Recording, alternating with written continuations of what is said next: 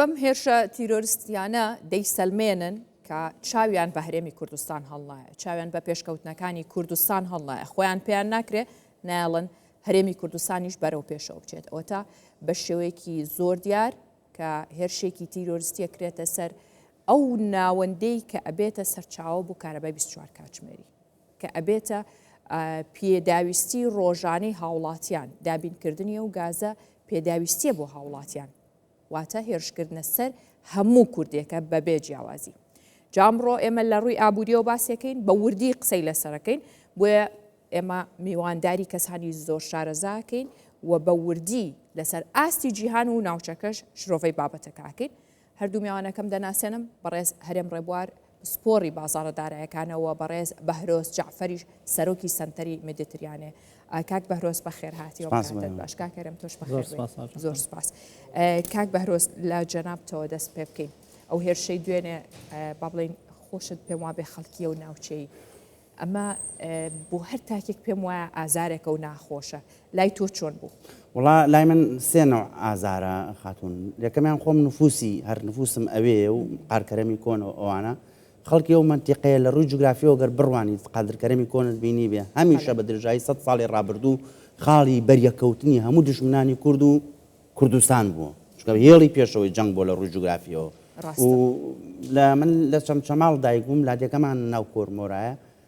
لە ناو چەمچەماڵ دەرئەچی لادێکی پێڵ کوڵەبان. حکوومەتی بەعز لە ساڵی 76 کوڵەبانەی خسۆ سەر بە قادرکەرم، قادرکەرەمی خسۆ سەر دووزی خسۆ سەر بە تکریت سەلاحەدین سێ ئەم تەعریبەکە، یعنی هیچ پەیوەندیک بۆ نییە. هەموو منتیقی قارکەرم گەڕی عەرەبێکی تیان نییە، یعنی نایبینی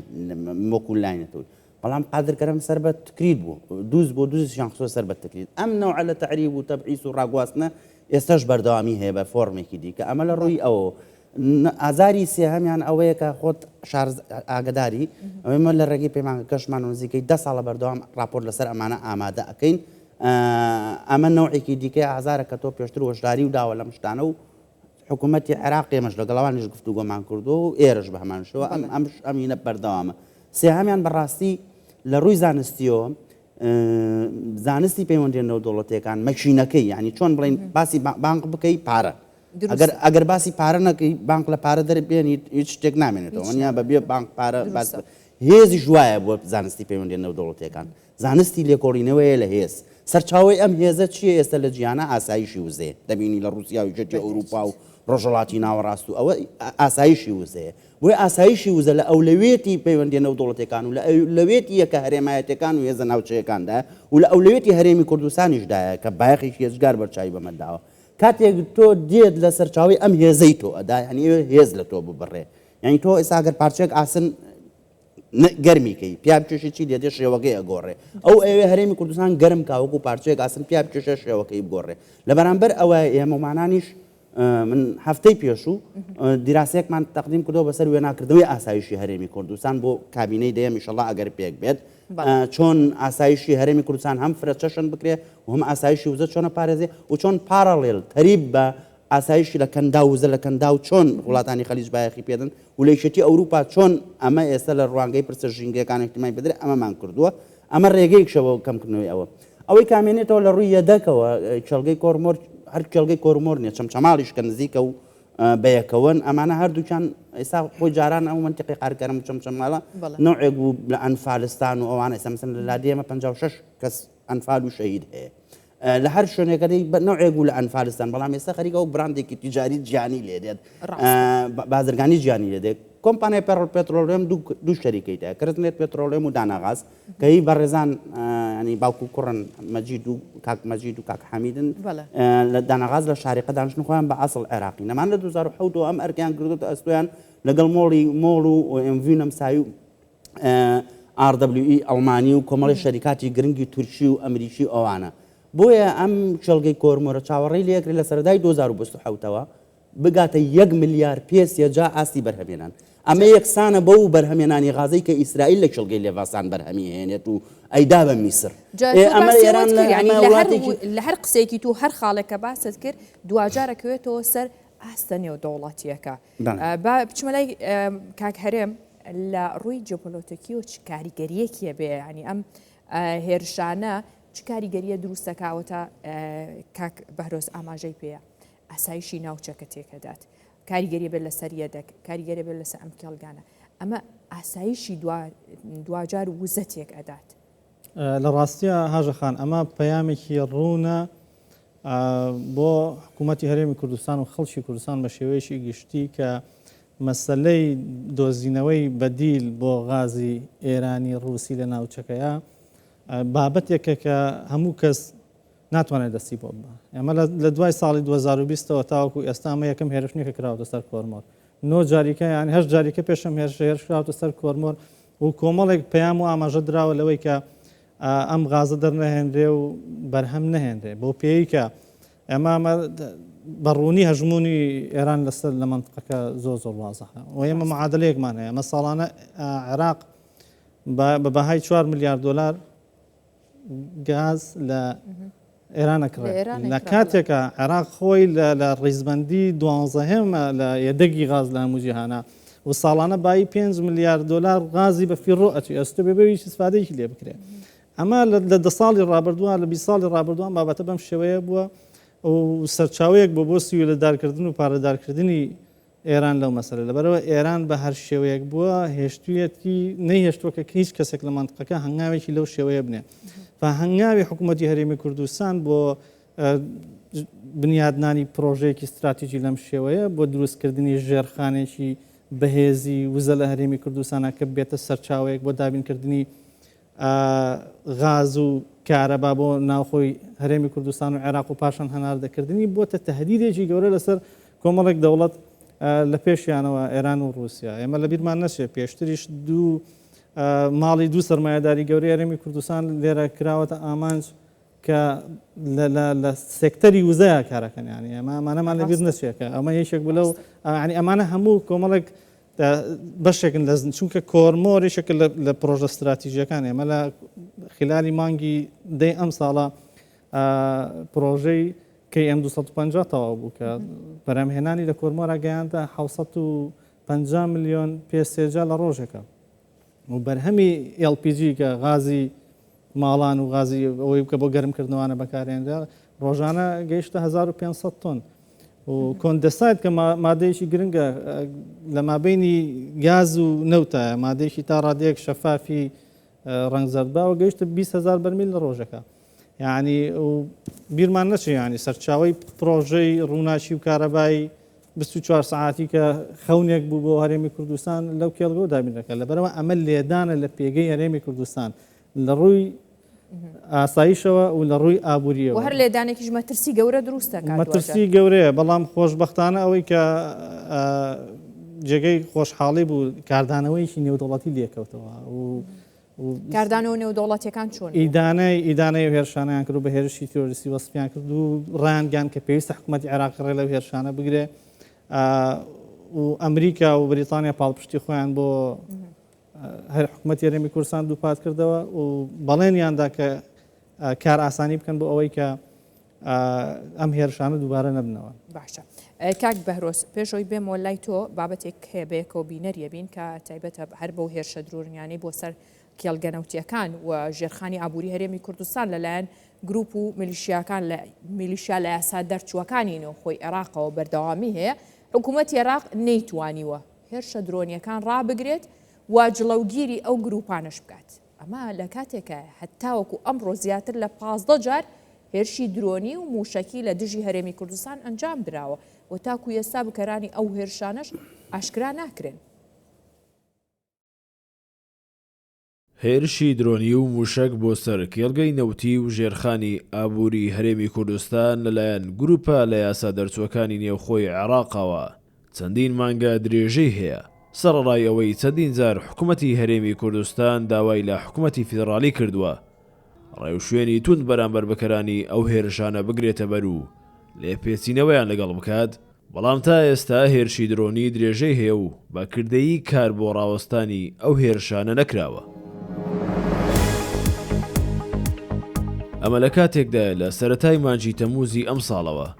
تا ئێستا زیاتر لە 15 جار بە موشک و درۆنی بۆمبرێشکرا و کێڵگەنەوتیەکان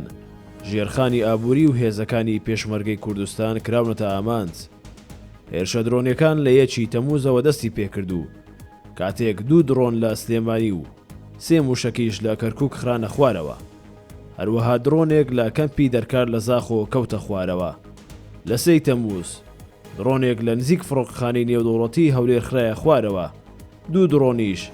لە سنووری قەزای کفری لە پارێزگای کەرکووک خرانە خوارەوە. هێرشە درۆنیەکان بەردەوام بوون. لە 10 تەمووز جارێکی دیکە درۆنێک لە نزیک فەرماندەیی 1 هەفتە لە سلێمانی کەوتە خوارەوە. هەروەها لە 11 تەمووزدا درۆنێکی بۆم ڕێژکراو لە پردێ تێک شکێنرا. لە 14 هەمان مانگ بە 2 درۆن هێرشکرایە سەر کێڵگەی نەوتی خوڕمەڵە. ڕۆژی دواتریش 15 مانگ چێلگەی نەوتی سەرسەنگ و خوڕمەڵە بە ئامانج گیران. بەرەبەیانی ڕۆژی 16 مانگ هێرشکرایە سەر چێلگەی نەوتی فیشخابور و درۆنێکیش ئاراستەی چێلگەی نەوتی تاوچێکرا. هەروەها بە درۆنێکیش کێڵگەی نەوتی بە عەدرێ بە ئامانج گیرە. کۆتاهێرشی گروپە لە یاسا دەرچوەکان شەوی ڕابردوو 26 تشرینی 2025 بوو کە هێرش کرایە سەر چێلگەی غازی کۆرمۆر و کۆگایەکی سوتەمەنی سوتاند. بەهۆیەوە کارکردن و وەبەرهێنان لەو چێلگەیە وەستێنرا.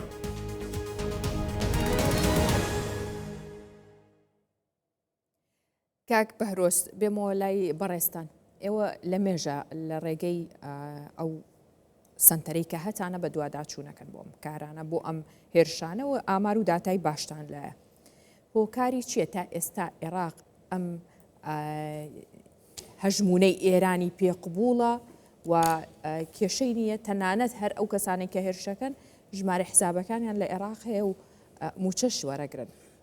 مەوزوعە ئەوەندە پڕە باوەڕ بێت کە شەو هێرشەکە کرا ئەم برادرانی و تەلەفۆنیان کرد 20 دقە بۆ ئەم کەناڵە بەس بە تەلەفۆن لە منتیقەوە قسەم کردووە بۆ کەناڵەکانی دیکە. ئەمەندە فرە ڕەهاندە لە هەر سەرێکەوە قسە بکەی پڕ لە مەغزە. جارێ بابێنە سەر ئەوەی بۆچی ئەم چێلگانەی عێراقش و هەرێمی کوردستانش و چێلگەیەکی وەکو کۆرمۆر کە بەو ئاستە دەوڵەمەندە بۆچی ناتوانین ئاسمانەکەی بپارێزین. ساڵی 2020 گیدارەی ئەمریکا 250 میلیۆن دلاری فەند کردو بە چێلگەکە بۆی پلانتەکان فراون کرێت و کەرتی کارەبا و چزانم ئەوە بکەوێتەوە سەر سکەی خۆی. بەڵام ئیدارەی ئەمریکاوەی کە ئێمە بەدواداچوونمان بۆ کردو لە دەرەوە و لە ناوەوەش ئەوەی قوبوڵی نییە کە سیستەمی ئەنتری درۆنی بۆ چێلگەکانی لەبەرەوەی ئەگەر ئەو سیستەمانە ئەوەندە گرانن لە کاتی ڕوبەربوونەوەیانە ڕەنگە 10 میلیۆن دلار بکەوێت ئەگەر 10 میلیۆن دلاریش بکەوێت نرخی وزەش بەرزە بێتەوە. ڕەنگە گەرێمە بۆم چێلگەیە بیکەین لە وڵاتانی دیکەش خەڵک فێر بێت و ینی پاراستنی چێلگەکان لە جیهانە زۆر گرانەکە و نرخی وزە بەرزە بێتەوە. ئیشی زلێز و ئیداری ئەمریکاشەوەی نرخی وزە بە جێگیری بمێنێتەوە لە بازاڕە. بەڵام چارسەر دۆزراوەتەوە. ئێمە بەمە من بەو سیاسیفەتەی کە لە سەرەتای بەرنامەکە باسم کرد بە دوواداچوون بۆ ئەمە دەکەین ئێمە. ئەوەندەی من ئاگادارم ئێستا ئەنجومەنی وەزیرانی خۆمان هەرێمی کوردستان ناوعێک لە پرۆپۆزەڵیان بەدەست گەیشتووە. ئەوەندەی بەدواداچوونم بۆ کردو لەم شەو ڕۆژە پێشتریش پرۆپۆزەڵیان بەدەست گەیشتووە. ئێستا شەریکاتی زۆر گرنگی بواری تەکنەلۆژی هەیە لە مەجای ڕاداردا لە مەجای کامێرایەکە لە سەر و 10 کیلۆمەتر ئەتوانێت کەشف بکات. ئەمانە چکام چێلگانە بەشێکی ئەم هێرشانە بەشێکی زۆریان بە موشەکە کرێ بۆی ئەو هێرشانە ئاشکرا بکات. تەکنەلۆژیای زۆر پێشکەوتوو هەیە. ئێستا من پێم وایە پرۆپۆزەڵ گەیشتووە بەدەستی ئەنجومەنی وەزیرانی هەرێمی کوردستانی. وادارم حکوومەتی هەرێمی کوردستان ئەگەر جوان لە منە ئەم نوع پرۆپۆزەڵانە بەڕێ بکەن بۆی ئیشەکان بچێتە پێشەوە و چێلگەکان بە خێرایی بپارێزین بە تایبەتی ئەو کۆمپانیانەی کە لە مەجای تەکنەلۆژیای ئاسبەرزا ئیشەکەن لە مەجای ئەنتی درۆنا ئیشەکەن بە نرخێکی هەرزانیش. ئەکری ئێمە ئەم شەریکاتە جیانیانە بدۆزینەوە دێڵیان لەگەڵ ئاواژۆ بکەین هەر بە پارەی پترۆدۆلار خۆی. ئەمە یەک لە سەرەتای بڵێنەوە کاتێک کە راپۆرتەکە کرا پرسیارێک کرا کە وڵاتێک هەیە خاک و سەرچاوی وزە و هەموو شتێکی خۆی بکاتە قوربانی بۆ وڵاتێکی دراوسێ. بەڵێ ئەمە ئێستا نییە. ساڵی 1970 یان ڕێکەوتنامەی 11 ئازارێ سەدام حوسێن بە پێی خۆی هاتدانی بە مافەکانی کوردان ئەوانە بوو. دوای ئەوەی کە بەهێز بووە لە 1974 ڕێکەوتنامەی جەزائیریان کرد دژی گەلی کورد وانە جەزائیر و شای ئێران و ئیدارەی بڵین کیسنجەر و ئەوانە چیان کرد چون بەشێک لە خاکی خۆیان ئاوی خۆیان جەستەی خۆیان کە شەتڵ عەرەب بەدایان بە ئێران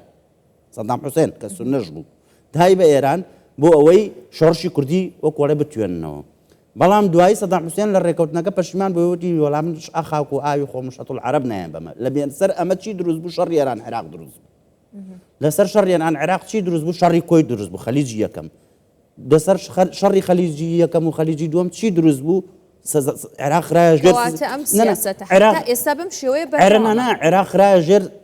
عقوباتی نێودەوڵەتیەوە قەراری 1986 هەر لەسەر ئەو بنەمایش سەدام حوسێن ڕوخێنرا کەواتە ئەبێ ئەوانەی عێراق لەم چیرۆکە تێبگەن مێژوو باشتر بخوێنەوە لەوەی کە پرسی کورد بوو کە سەدام حوسێنی بەو دەردەبرد پرسی کورد بوو شەڕی ئێران عێراقی لێکەوتەوە پرسی کورد بوو لەوەی کە ئەوان قوربانیان بە خاک و ئاو نیشتیمانی خۆیاندا بۆ ئێران و بۆ وڵاتانی دیکە نەتیجەکەشی ئەوەی لێ هات بۆیە پێویستە مێژوو باشتر بخوێنەوە ئەمە یەک دوو زۆر حەزەکەم بە سەریعی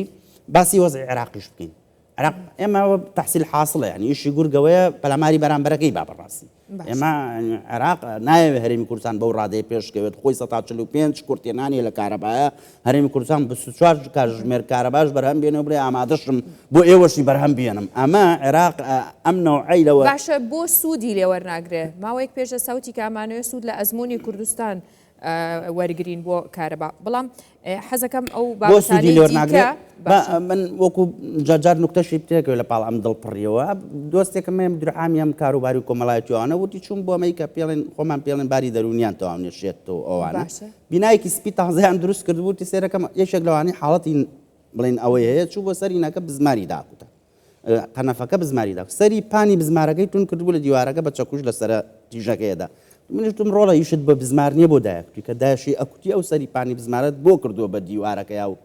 لە نوکە تیژەکەیتی جا جەنابی مدرعام ئەگەر ئەمەم بزانی باە لێرە چیمە کرد جا ئەگەر عێراق ئەمەی بزانی باە دۆخی بەو شێوەیە چۆن و ئەبوو تووشی نەزیفێکی دارایی بۆتەوە کە ئێستا ڕەنگە باسی بکەم باشە دوای ئەوەی کە هاوکارانمان ئێستا لە کێڵگەکەن زانیاری نوێ هەیە یەمەوە باسیێوانەکەین لەگەڵ کاکەرێمیش بەڵێ هاوکارم هێمن دەلۆ لە کێڵگەی کۆرمۆرۆ لەگەڵمە هێمن دوایین زانیاریەکان چییە لە کێڵگەکەەوە؟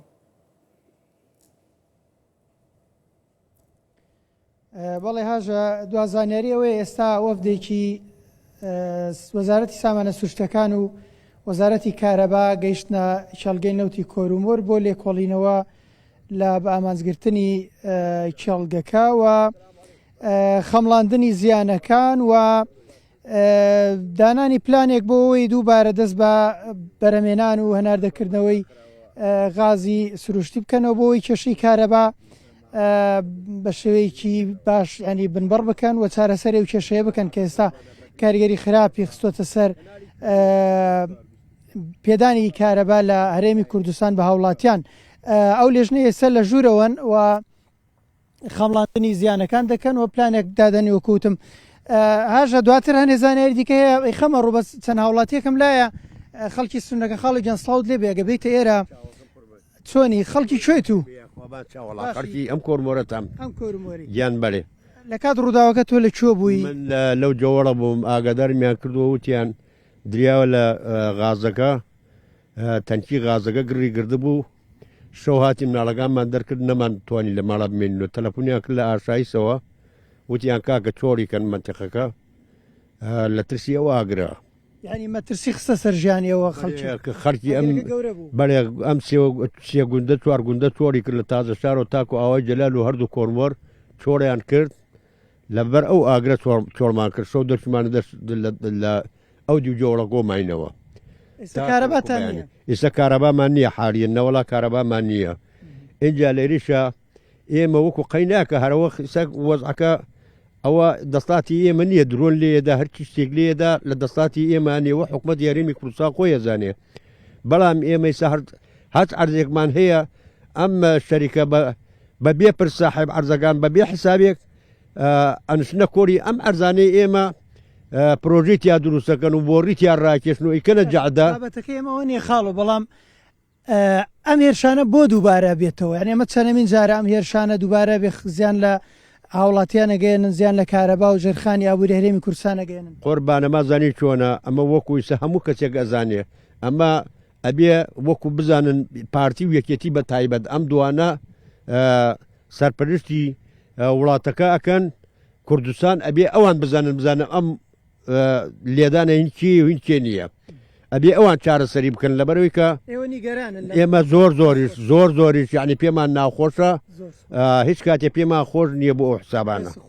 باشە قوربانتەوەم حیاتەکەم ئێوە خۆش بێ سپاس بەڵێ هاژە دیارە بابەتی گرنگترێ فەرموو بەڵێ سپاس هێمن هاوکارم ئارام بەختیاریش ڕاستەوخۆ لەگەڵمە بێ ئارام سڵاوت لەبێت ئەم کاتت باش زانیاری نوێ لای تۆچی ئارەم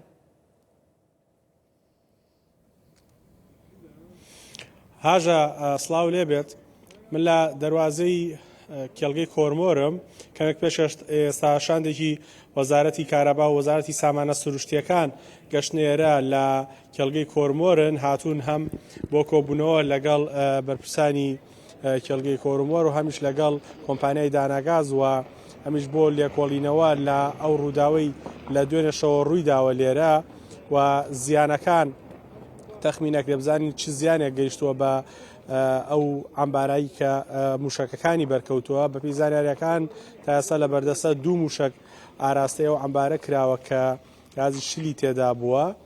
و بۆتە هۆی ئەوەی کە ئاگرێکی گەورە لە کێڵگەی کۆرمۆر بکەوێتەوە و بۆ هۆی ئەوەی کە نزیکەی 10 کاتژمێر ئاگرەکە بەردەوامێ و دواتر تیمەکانی بەرگری شارستانی توانیان ئاگرەکە کۆنتترۆل بکەن ئێستا شاندەکە لە کۆبوونەوەن بە پێی زانیاریەکان ئەگەر هەیە هەر ئەمڕۆ درنگانی شەو دەست بکرێتەوە بە بەرهێمێنانی غاز لێرە کە بەرهەماتەوە غازەکە ئەو کاتە لە ماوەی 24 تا 48 کاتژمێر جارێکی دیکە دۆخی کارەبا لە هەرێمی کوردستان ئاسایە بێتەوە ئێستا بەرمێنانی کارەباش کەمی کردووە بەهۆی ئەو هێرشەی کە کراوە سەر کێڵگەی کۆرمۆر ئێمە چاوەڕوانی لێرە ئاژە پاشکەمێکی دیکە شاندەکەیانە دەرەوە بزانین گەشتون بەچی وە قسە و باسییان لەسەر چی کردووە ئایا هیچ زیانێک بەر کێڵگەکە کەوتووە کە نەتوانراوە تا ئێستا بەرهەمێنانی غاز دەست پێ بکاتەوە هۆکاری ڕاگررتنی بەرهمێنانی غازیش چییە کە ئەمڕۆ لە دوای هێرشەکەەوە بەرهمێنانی غاز ڕاگیراوە بزانین قسەیان چی بوو و گەشتون بەچی ئەنجامێ باش ئارام کەواتە چاوەڕێتەکەین هەر کات ئەگەر تا کاتی ماوەی ئابووری بوو تۆ ئاگدارمان بکەرەوە لە زانیاریە نوێیەکان ئەگەڕێمەوە بۆ لات تاوکاتە سوپاس ئارام کاک هەرێم ئەمە بزانم کاریگەری ئابووری چۆن دروستە بێت لە کاتێکا هێرشێکی ئاواکرێت سەر کێڵگەیەکی گەورەی لە ڕاستیە ئەم کاریگەرێکی خراپە کاتە سەر کەرتی ئابووری بە شێوەیەکی گشتی چونکە ئەمە لە هەرێمی کوردستانە ئەوەی کە تاوەکو ئێستا گەشەمان پێداوەکو پرۆژەی استراتیژی تەمەشایەکەن بەرهێمێنانی نەوت و غازە کە هەرێمی کوردستان لە ئایندەیەکی نزیکە توانێت بێتە یەکێک لە کاراکتەرە زۆر ئەساسیەکانی بازاڕی وزەی نێودەوڵەتی لە مەسەلەی دابینکردنی غازە بە تایبەتی دوای ئەوەشکە لە دوای شەڕی ئۆکرانیاوە ئەوروپیەکان کڕینی غازی ڕوسیان ڕەت کردوێتەوە تا ڕادێکی زۆر بۆشاییەک لە بازاڕی وزەی جیهانی لەم بابەتا هەیە هەرێمی کوردستان تاوەکو ئێستا بەم حاڵی خۆیەوە وەکو بەدیلێکە بینرێەوە حکوومەتی هەرێمیش بەردەوام وەکو پرۆژێکی استراتیژی تەمەشای کردو بوو ئەوەی کە بگەن بەو ئامانجە بگوازرێتەوە دەرەوە لێدان لەم پرۆژە استراتیژیانە تا ڕادەیەکی زۆر ئاماژەیەکە بوو ئەوەی کە لە ئامانجەکە دوورمان ناخاتەوە بەڵام تاخیرمانەکە ینی لە گەیشتن بە ئامانجەکە و کێشەیەکی تر لێ دروستە ئەبێتەوەیەوەی کە ئەو کۆمپانیا بەرهەمهێنانی ئەوە بەرهێنەرانی کە ڕوویان کردوەتە هەرێمی کوردستان بۆ بەرهەمهێنانی غاز و نەوتواتە لە کەرتی وزەیە تا ڕادەیەک ترسیان لا دروستەکە و ئاماژەیەکیان پێەیە کە ئەم منتیقەیە ئەم ناوچەیە تا ڕادەیەک سەلامەت نییە بۆ بەرهێنان ئەوە کرێ سەرمایەکانتان لە شوێنیشکە بەڵام هاوکێشەکە ینی یەکلایەنە نییە زیانەکە تەنها بۆ کوردستانی عێراق نییە بۆ ئەو کۆمپانیایش بۆ دوجار چەند کێڵگەی دیکە ئابێت ئەگەر لە هەرێمی کوردستان کار نەکەن و ئەمێ باسی ئەو زیانم بۆ بکەیکە دەکەوێتەوە لە هێرشێکی ئاوە و لەگەڵ خاڵێکی جوانی ئاماژە پێکرد کاک بەهرۆز لەسەر ئەو ئامێرانی کە دژە موشەکن یاخود هێزی بەرگریە بن وتی ئەگەر ئەوانە بهێنرێ زیانێکی زۆرەکەوە نرخی وزە زیاکە لە جیهانە ئایا ئەگاتە ئەو زیانەی کە ئێستا بەرکەوتووە یاخود جیاوازیەکەی چۆنە من پێم وایە درەنگ یان زوەم هێرشانە پێویستە کۆتاییان پێ بهێنرێت چونکە ئەگەر کۆتاییان پێ نەهێنرێت و کاگتۆریش لە نمونونەکە باسی کرد لە اتفاقی جەزایر و ئەوانە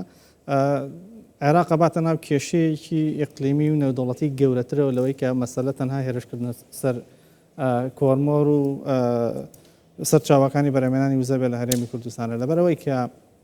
لە حاڵەتی ئێستەیە ئیدارەی ئەمریکی لە عێراق پەیامێکی زۆر ڕوون و وازحیانەیە بە تایبەتی بۆ دوای هەڵبژاردن کە پێویستە ئەو ئیدارە نوێی کە لە عێراق دێتە سەر حکم باشی بتوانێت ئیدارەی داهاتی عێراق بکە و دەستی ئەو میلیشیانەشی کە نزیکن لە ئێرانەوە کۆتایی پێبێنێ و کۆتایی بە هەژمونی ئێران بێنە لە منطقەکە ئەگەر وان نەکرێت مستەقبەلی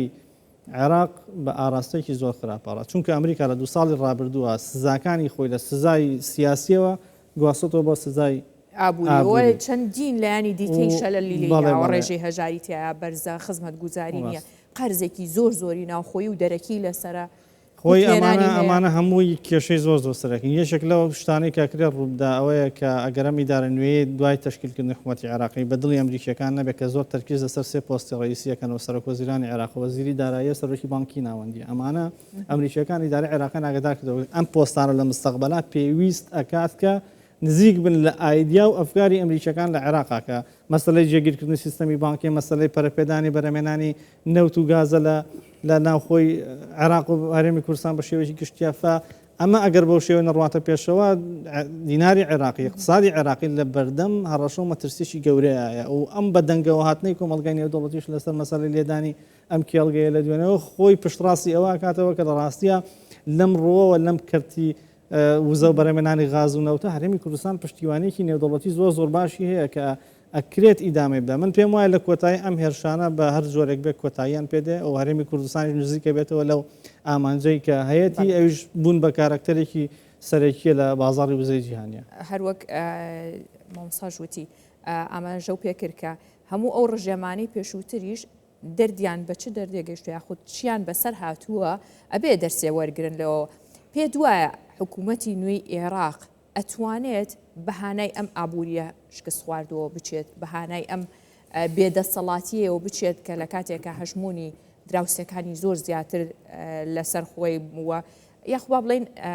سیاسەتی نوێی حکوومەتە نوێیەکە ئەتوانێت ئابووری عێراق لەو نەخۆشکەوتنەی چاک بکاتەوە پێش ینی لەسەر سیستەمە بەرگریەکە قسەیەکەم ماوە لە ئەخیریش با بێت هەر ئەیکەم بەڵام دێمە سەر حکوومەتی عێراق و دیمەنەکە زۆر ڕوونە هەرێمی کوردستان کارەبای 24 ساعتی هەیە ئەوان یانوێت تاریکی ببێت بۆ هەرێمی کوردستان بێ بە هەرێمێکی تاریک یعنی تاریک پەرستان دەبێت دەستیان ببڕێتەوە دەبێت بنەبەر بکرێن ئەمە ئەم دیمەنە زۆر ڕوونە بە تایبەتی بۆ ڕای گشتی نێودەوڵەتی و بۆ هەموو جیهان ئەمە ڕوون بۆتەوە کە چێن تاریکیان ئەوێ یعنی ئەوە هەرێمی کوردستان بە 24 ساعت کارەبایی هەیە ئامادەیش نیشان داوەی هەر لە کێڵگەی کۆرمۆرەوە بۆ ڕێک ڕاکێشاو بۆ خواری کەرکووک بۆ تازەی لای خوڕمات و خوا باشووری کەرکووکەوە کارەبایی ینی ئەو وێزگە زمانی سەدام دامەزرا وێزگەکە تەغزیە ئەوێشەکە ئەو غازە ئەفرۆشێ بە ناوچەکانی دیکەش ئەمە ئەوەیە ینی وێنەکە زۆر ڕوونە چێ تاریکی ئەوێ دەبێت ئەوەی کە تاریکی ئەوێ بسڕێتەوە بەڕاستی لە عێراقا و عێراق بخرێتەوە ژێر سکەی ئاوەدانی و ئاسایش جا پێ دوایە و حکوومەتە نوێ ئەواکات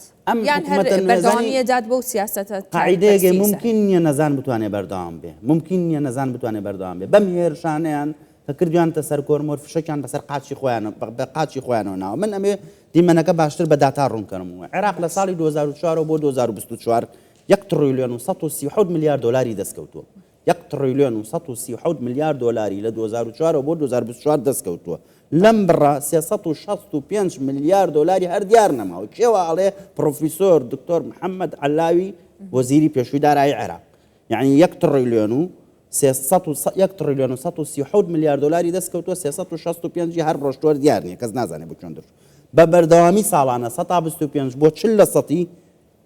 ئەم بودجەی عێراق بە فێڕۆچووە هەموو ساڵێک 125 بۆ 40% بە فێڕۆچووە تەنها لە کارەبایە کە کارەبا کەوتم 45% کورتێنانی هەیە عێراق خۆی 22,000 مگاوات بەرهەم ئەێنێ ئاستی پێداویستەکەی چۆتە 42 بۆ 46 تا هەندێک ئاوینی ئەم ساڵ تا 45,000 مگاوات کارەبای پێویستی بۆ 22,000 مگاواتی ناوخۆی بەرهەمێنەوە بۆ ئەو دای پشتی بە ئێران بەستۆ کە ئەمریکا قوبڵ ناکە کارەبا لە ئێرانەوە بکڕێ دلاری بدرێتەوە 88 میلیارد دلاری بۆ کارەبا سەرف کردووە لەو 20 ساڵەیە ئەوە کارەبایە کە باسم کرد لە عێراقا ئەنجا بەم شێوەیە کە کارەبا لە عێراقانەیە دیمەنەکەم ڕوون کردووە ساڵانە 4 بۆ تا 7 میلیارد دلار ڕۆژۆداوەتی بە ئێران بۆی غازی سروشتنی ئێرانەوە بهێنێت کەچی غازەکەی خۆی بە زۆرترین غازەکەی خۆی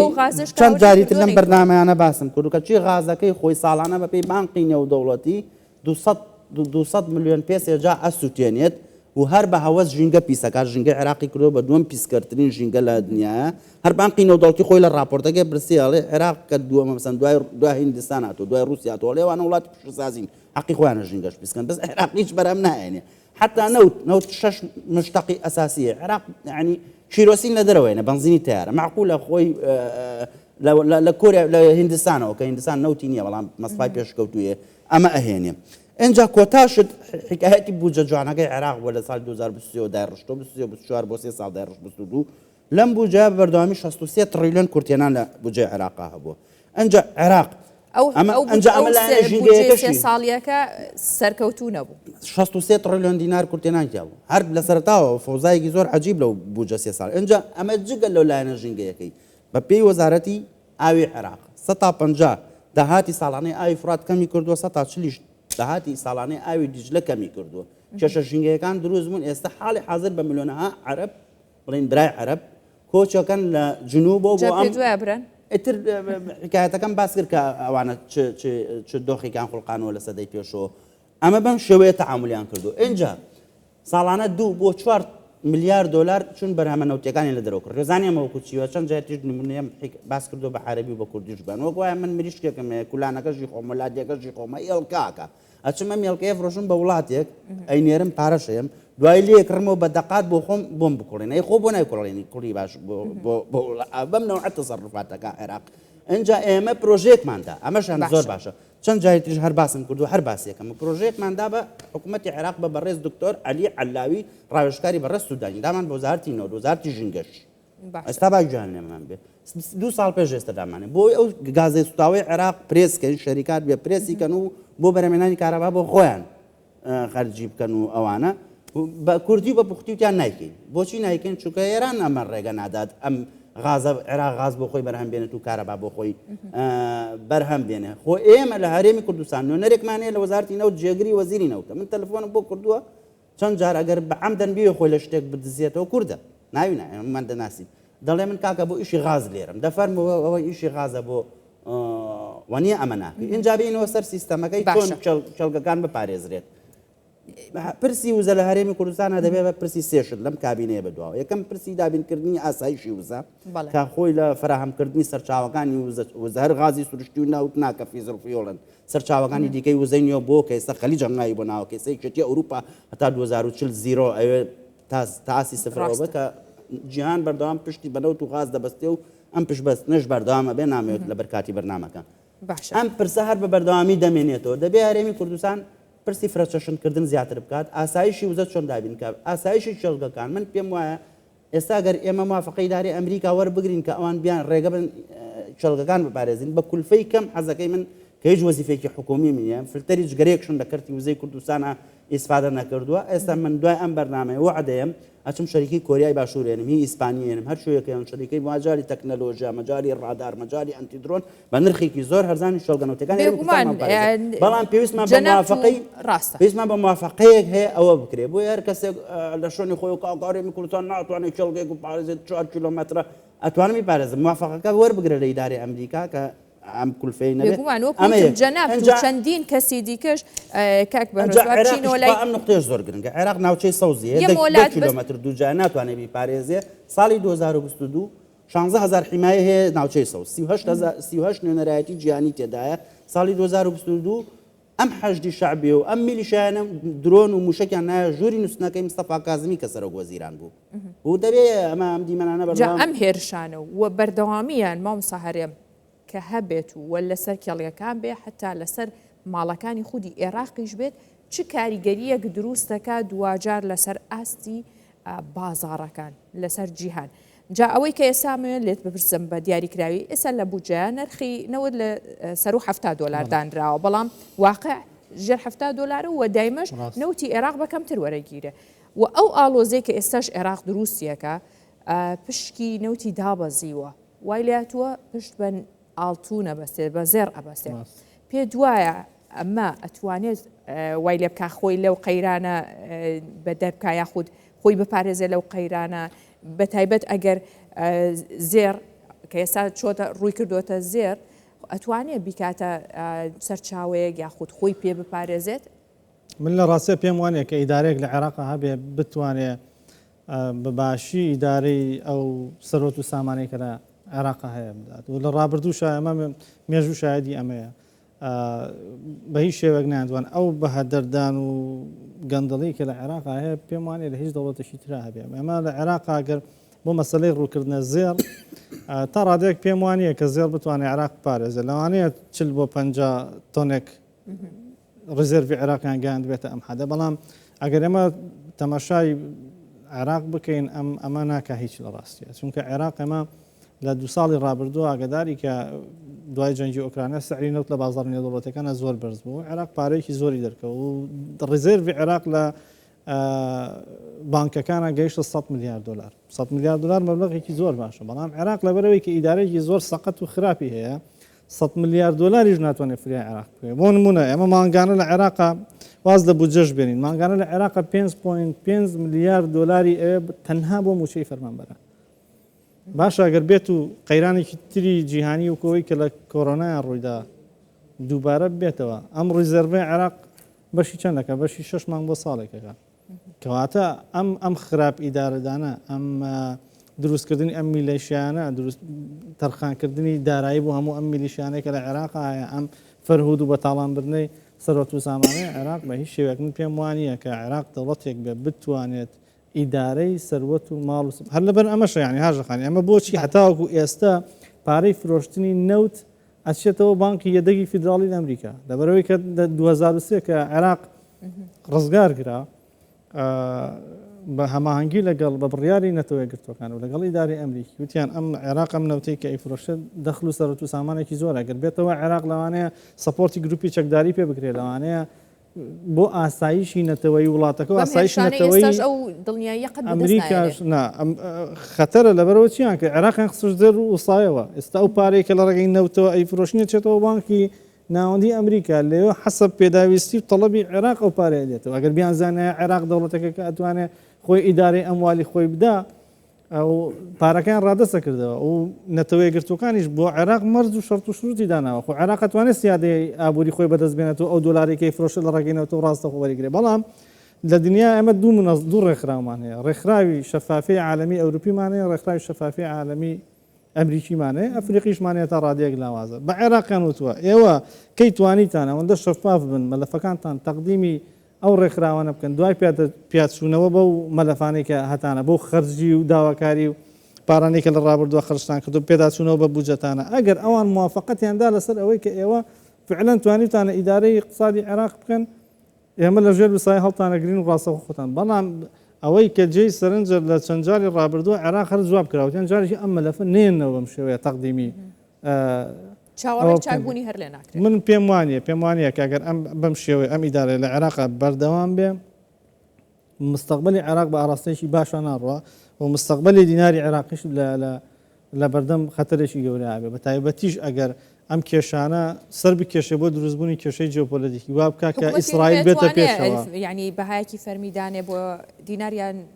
پێم وایە کە حکومەتی عێراقی ئەم حکومەتی کە دروست بە یەک اختیاری لە بەردەمای بۆی کە عێراق ڕزگار بکە ئەویش دروستبوونی ئەو ئیدارەیە کە لە عێراق دروست ئەبێ نزیک بێ لە سیاسەتەکانی ئەمریکاوە ئەبێ پشت لە ئێران بکەن ئەبێ کۆتایی هیچ نەبێ بە هەژموری ئێران بێن لە مانتقەکە ئەگەر وانەکەن پێم وایە سزا ئابوووریەکان عێراق بەرە و تونێلێکی تاریکە با لە ڕاستیە و پێم وانە کە بتوانن ئەم جارە چونکە ئەم جارە ئەگەر بەو شێوێ نەختینەی دلار بگرێتەوە سعری دلار زۆر بە ئاسانەکەتە 200,000 يعني پێویست لەوە تێ بگەین ئێمە سەربەخۆی ئابوووریەکەمان لە دەست ئەمریکایە هەر پێیەکی خواردانین لەگەڵ نەیارێکی لەگەڵ دوژمنێکی لەگەڵ حەلیفێکی جیاواز لە هاوپەیمانەتی ئەمریکا دابنیشین و گفتوگۆ بکەین و قەواڵی ئاڵوگۆڕی بازرگانیمان زیاد بکەین لەگەڵی ئابێتەوە ئەوەی کە سەرچاوی نەختینەی دارایی لێ بگرێتەوە کە دۆلاری ئەمریکای دۆلاری ئەمریکیش لێ بگرێتەوە لە خلالی 2 مانگە سعری دۆلارەکرێ بچێتە 200,000 دینار چاوەڕێ واکرێ بۆ ساڵی ئایندا یعنی من پێم وایە ئەگەر ئیدارەی ئەگەر فکر لەوە بکەنەوە کە عێراق لەم قەیرانن ڕزگاری بێ وەگەر خەڵکی عێراق و هاونیشتیمانان تووشی کێشە و مەشاکلی وەکەوەی کە لە لیرەی تورکی بەسەریات وەکەوەی کە لیرەی سووری بەسەریات وەکەوەی کە تمەنی ئێرانی بەسەریات ئێمە لەم پێویستە تێ بگەین لە معادلانە لە منطقەیەکان دەوڵەتەکانی دراوسێمان سعودی ئوردنی لە دەرچەکە تا ڕادێک سەقامگیرن ئەو ئاینتریان هەموو دراوەکانیان تووشی داڕمانی اقتصادی بۆ خەڵکەکەی تووشی کێشە و مەشاکلێکی زۆر گەورە بوو فئیدارەی عێراقی ئەگەر بێت و لەسەرم هەڵانەی بەردەوام بێ و بێت و لەگەڵ ئیدارەی ئەمریکا ڕێککەوتن نەکات ئەبێتەوەی ئەوەی کە لە ڕاستیە دیناری عێراقی و اقتصادی عێراقی بۆ 2026 بە ئاقارێکی باشە نەڕۆت. باشە زۆر سپاس مۆم ساهرم مۆم سابارۆز حەزەکەم دوایین پرسیارم لە تۆ بێت و زۆر بە کورتیش کە ماوەکەمان زۆر کەمی ماوە ئەو هێرشانەی کە ئێستا ئاکرێت لە عێراق ئەو هێرشانە جا لە ناوخۆ بێ هێزە ملیشیاکان بێ یاخود عێراق ماڵی خۆ و دەرگای خۆی خسبێت سەرپشت و زیان بە هەرێمی کوردستان بگەێنێت چ کاریگەریەک خات سەری لەسەر ئاستی نێودوڵەتی لە واقعدا ئاستی نێودوڵەتی ژوابەستەی بە ئاستی ناوخۆی هەردوو لایەن ڕنگدانەوەیانە ئاستی هەرێمی کوردستان بکەرێک نییە لەم تاوانە خراپانە هەرێمی کوردستان فاکتەرێکی بەهێز بۆ هاوکاریکردنی نەزمی نوێنی جیهانی مثلەن لە داعش بۆ نزیکەی 2 ملیۆن ئاوارەی سووری و عێراقی هەرێمی کوردستان لە خۆی گردون قەیرانی وزە بۆ هەرێمی کوردستان نەوتی هەناردەکردووە ئەوان ڕایان کردووە مەسەن پرسە ژینگەیەکان بۆ تا دەبینی لە هەولێر و دەوروبەری 7 ملیۆن نەمامون ئەوانە ئەچەندێت و بە پێی ستانداردا جیهانیەکان ڕێ ئەکات جیهان ڕووی کردوەوەی کەمتر و فیزڵفیول و هایدرۆکاربۆن بەکاربێنە هەرێمی کوردستان هەنگاوی بۆ ئەوە هاویشتۆ ئێستا دەبینی و بەرەمێنان لە ڕێگەی وزەی خۆرمە بەستمەوەی بڵێم هەرێمی کوردستان سەرێشەیەکی نێودەوڵەتیە سەرێشەیەکی ناوچەیی نەبووە بەهێزێکی نەرم مامەڵەی کردووە لەگەڵ ئەم پرسانەیە بەڵام کە تۆ دیمەنەکە دەخۆین تۆ لەسەر ئاستی عێراق ئەم پەرلەمانەی کامی مایەکەین کەمتر لە مایەکە انتخابات کراوە 20 ڕۆژ انتخابات کراوە نزیکەی 100 ئەندامی پەرلەمان دەرچوون نزیکن لە میلیشاکانەوە کەواتە گەشتبین نابین بە حکوومەتی نوێ دەبێ ئێمە لە دەرەنجامەکان نیشانیە ئێستەوە دەبێت سێ هەنگاوی سەرەکیە بیگرینە خۆمان کۆتایی قسەکان یەکەمیان موەسساتەکان لە هەرێمی کوردستانە بەهێزتر بکەینەوە ترواز لەو چەلەحانەیە بینی غازەکەی منە و ناینێرم و ئێنەرجیس کۆمن گراوند وزە زمینەیەکی هاوبەشە هی گەلانە هەر هی تۆنی هەری لادەکەی تۆنی وڵاتەکەی تۆنیە چەند کەسی تر وەکو مصدق ساڵ 1952 تی من خۆماڵیەکەم و ناوی دەم سابونێکیان قسە ژێر پێی بە حەقی خۆشیات بوو انتخابات لایەن برد لەبەر ئەوە دەبێ باشتر تاریخ بکەنەوە بەڕێزانە ئەردۆگان هاو دەستی لە قوبرزی من 9 ساڵ لە قوبرز بووم هەموو بەیانانە تاق منیش غازمە لای قوبرز و ئیسرائیل ئەو ڕۆژانەی ئێمە لە قوبرز بین 2012 و 13 دەستمان بخنگە $100 بە 150 لیرە بوو $100 150 لیرە بوو بەرەنجامی ئەو سیاسەتە هەڵانەی کە دەستوەردان و هەڕەشەکردن بوو ئێستا 4150 لیرە بە $100 ها جیاوازێکە گەشتۆتە شێر لەبەر ئەوە دەبێ بەرژەوەندی وڵاتەکەی خۆیان لە پێش چابوون عێراق و من ئەم بەیانی لەگەڵ دۆستێکی دیکە قسەم کردم کوڕی باش بۆڵێەوە مەسجێکە نردومانە بۆ عێراق نردێتی بۆ هەرێمی کوردستان برێکێک لەو برادرانە لە شەرقیە قسەیە کرد مەسجێکە بۆی هەرێمی کوردستان زووتر بێتە ژێرباری پێگەناوت مەسج ئاوانێ ڕێکاکە LPG ئاگرتێ بەرداوە ژینگە و پیس کردو مەسج ئاوانانێ ڕێکاکە گیان بە تەکسیەکە بوو ناردا ئێمە وەرمانەگر لێرە لەبەر ئەوە ئەمانە تێگەشتن مەسج بەم نەوع شێوانە بنێر نەبێ هەرێمی کوردستان ئەمە بنێ لە مەجای پاراستنی ئەوە باسم کرد هەمە چەشنکردمان باس کرد باسمان کرد کە مؤسساتەکانی هەرێمی کوردستان بەهێز بکرێت و حکوومەتی هەرێمی کوردستان خێراتر پێک بێت جگە لەوەش ئاخیری دووبارەی ئەەکەمەوە پاراستنی ئاسمانی شەڵگەکان ئەکرێ موافقەیەکی بۆ وەربگرین بەڵام بە کولفەیەکی زۆر کەم شەریکاتی بیانی بدۆزینەوە بۆ ئەوەی ئەگەر لە ڕووی ئەرزیشەوە بێت ئێمە درۆن نیە موشەکەەکانی ڕێگە پێ بگرین ئەوەی کە کامێرای ئێستا تەکنۆلۆژیای زۆر وردێ بە 15 کیلومتر توانێت چاودێری بکات ڕاستە پێشوەختە بەرگریەکان ئامادە بکرێ باشە بە دەرفەت ێزانم ئەو ماوە کورتەی کە ماوە کاکەرم پێم بڵێ کە دەڕۆژی ماوە بۆ داتاکانی ئەمریکا بڵاو بکرێتەوە و سوی بانکیش ئەمانە چ کاریگەریە کە بێ لەسەر نرخی زێر چی لێت لە ڕاستی ئەم داتانە یەکلاکەرەوە بێ بۆ نرخی زێر لەبەرەوەی کە